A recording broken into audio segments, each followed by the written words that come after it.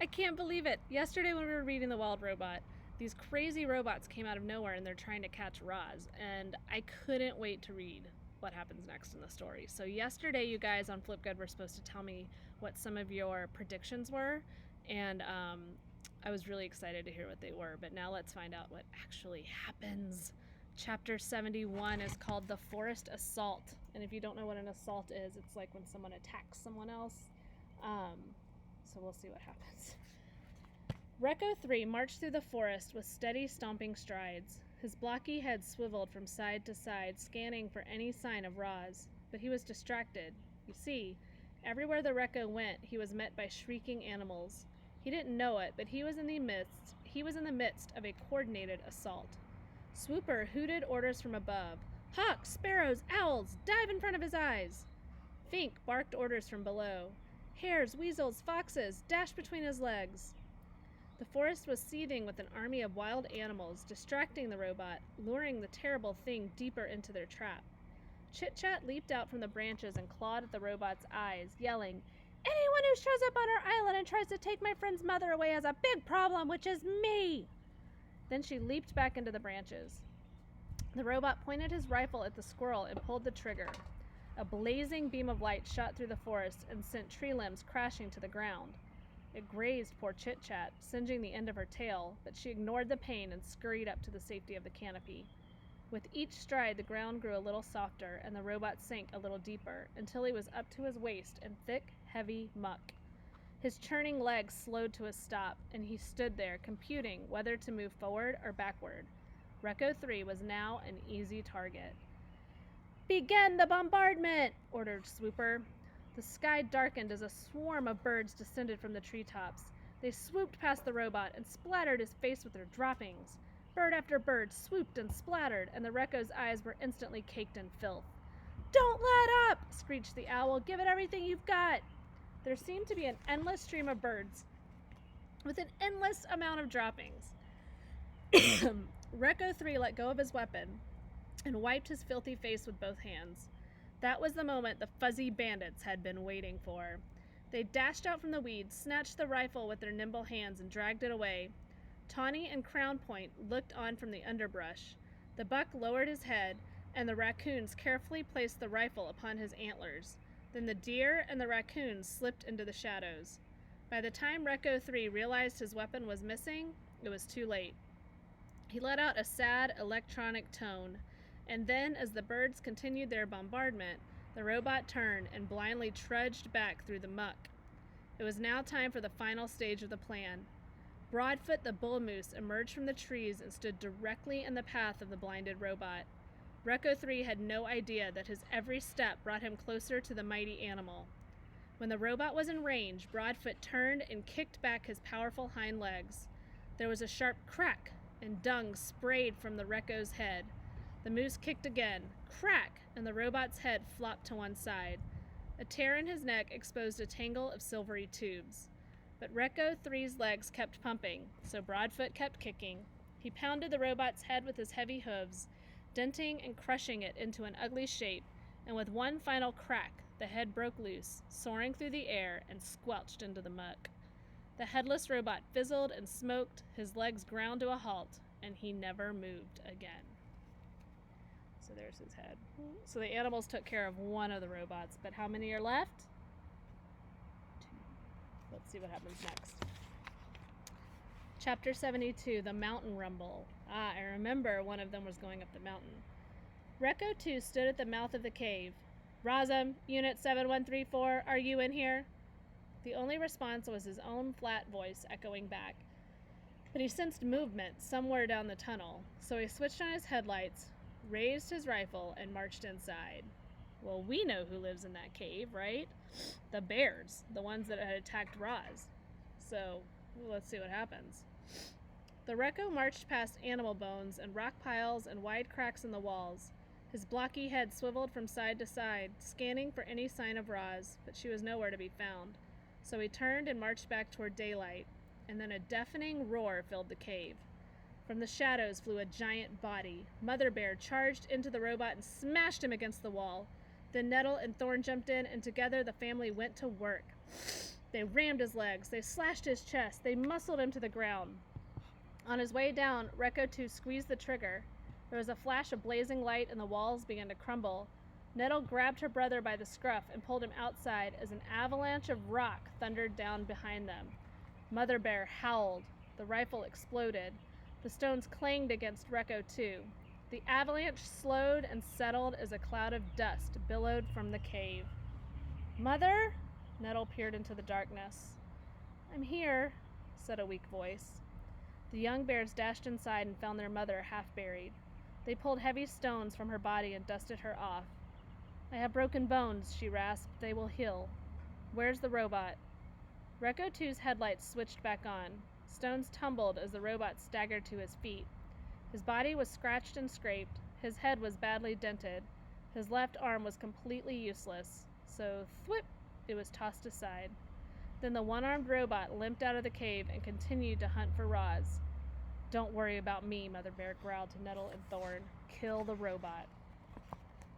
With his heavy limp and his grinding gears, Rekko 2 was easy to track.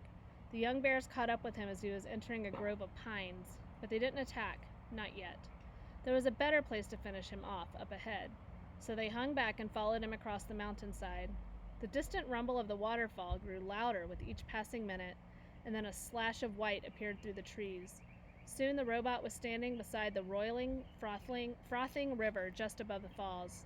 He was too badly damaged to leap over the falls or to wade through the rapids or to climb down the cliffs, but he had to continue his hunt for the target, so he started limping upriver in search of a safer crossing. There was a rustling, and the young bears exploded out from the trees. They threw their heavy shoulders against the robot's body, and he stumbled sideways onto the riverbank.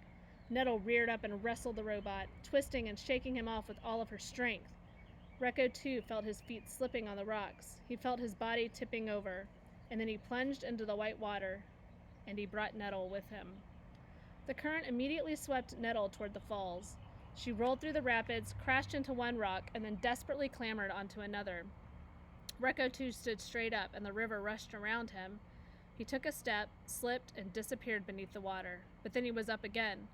Thorn ran to help his sister, but she was pointing upriver and roaring, "Use the logs!" When the younger bear turned around, he saw what she meant.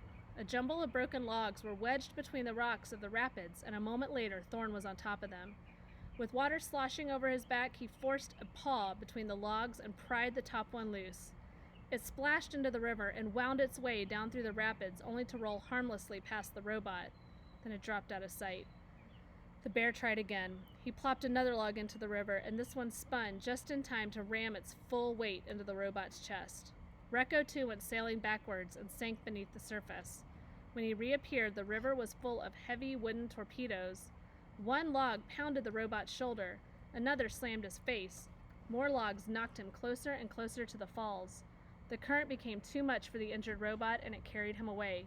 He grasped for anything solid he could cling to, but the rocks were too slippery, so he settled for a fistful of fur. Nettle had been hanging onto the rock this whole time, but now that the robot was pulling her, she started losing her grip. She couldn't hang on much longer. Hold on, guys. This is a really important part of the story, Lily. She couldn't hang on much longer. Finally, she cried out, "I'm sorry, Thorn," and she let go. Nettle and Rekko 2 surged toward the rumbling falls. The bear felt the robot release his grip. She watched him glide over the edge. Then she closed her eyes and waited for the end to come. But it was not Nettle's time. Reader, what happened next is hard to believe. You see, the river didn't fall away beneath Nettle. It tightened around her. Hundreds of fish surrounded the bear. They pressed their faces into her fur. They thrashed their tails against the current, and they slowly pushed her away from the edge. Farther and farther they went, gradually moving upriver until Nettle's brother pulled her from the water. The bears collapsed on the riverbank, and when they looked down, they saw hundreds of fish looking back up. "Thank you," roared Nettle. "I'll never eat fish again." The fish smiled and sank into the rapids. "I thought you were dead," said Thorn, breathing hard. And here's a picture of the robot going down the waterfall. "So did I," Nettle laughed. "Looks like you're stuck with me a little bit longer, little brother." "I'm not little." It felt good to joke, but the bears quickly turned serious. They were both bruised and bleeding, and their mother was in far worse condition. However, it would be worthwhile if Recco too had finally been killed. The bears crept to the edge of the cliff, and there, at the bottom of the waterfall, strewn across the wet rocks, was the shattered body of a dead robot. So now we've gotten rid of Recco 3 and Recco 2. Now let's see what happens with Recco 1. Lily. Okay. This chapter is called The Chase. Recco 1 was standing in the great meadow. He stared up at the smoking hill of ash and then down at the stampede of footprints around it. There had been a large bonfire with hundreds of animals and one robot. But why? The Recco couldn't make sense of what he was seeing. After thoroughly exploring the site, he continued through the meadow and into the forest. It was around that time that he lost communication with Recco 3, then Recco 2, and he knew that his partners had both been destroyed. Recco 1 would have to hunt down the target by himself. The hunter marched on. His blocky head swiveled from side to side, scanning for any sign of Roz. He was soon gazing across the glassy surface of a beaver pond. On the far side, a thread of smoke drifted up from another of those wooden domes. With his powerful legs, the robot launched himself up through the air, soaring in a high, graceful arc over the pond and down the other side. His heavy feet slammed onto the ground, leaving deep craters in the garden by the dome. He hunched over and looked inside. Fur and feathers and the dying coals of a fire, but the target wasn't in there. The Recco stood perfectly still and watched as a soft rain started dripping down through the tiers of the forest, and then he sensed it. Up in the canopy was something that didn't belong. Roz had been spotted. The hunter watched his target drop from branch to branch down to the forest floor. Then she bounded away through the thickly tangled underbrush without stirring a leaf, without snapping a twig, and vanished into the green. However, Recco 1 had other means of tracking her. He could sense her electronic signal. The signal was gliding around the edge of the pond, but it was fading fast. In a few more seconds, and he would lose it entirely. Recco 1 burst into a sprint. The forest seemed to sway and quake from his stomping strides, and a minute later, the forest really did begin to move. Trees were toppling down on the Recco. He fired his rifle, and 2 toppling trees turned to ash. But then a third swung down through the smoke and hammered his body into the ground. Recco 1 shoved the tree aside, pulled him up, and continued the hunt. He didn't notice the beavers diving back into the pond. Recco 1 tore through the brambles and leaped over the boulders, and suddenly the ground was caving beneath him. Down he fell into a deep pit, crashing against the bottom and twisting his leg. The robot violently pounded his leg back into shape. Then he launched himself up and out of the pit. He didn't notice the groundhogs watching from their tunnels. The hunter faced one trap after another. He was pelted with flaming pine cones and tripped by taut vines and crunched by tumbling rocks. The hunter now limped and rattled and was covered in scars, but he kept going. Roz galloped back and forth across the island again and again as she tried to lose Recco 1. But no matter how fast she ran, or how well she hid, or how many animals helped, she couldn't escape the sound of the hunter's stomping footsteps. She had never run so hard for so long, and while her mechanical body was holding up, her wooden foot was not.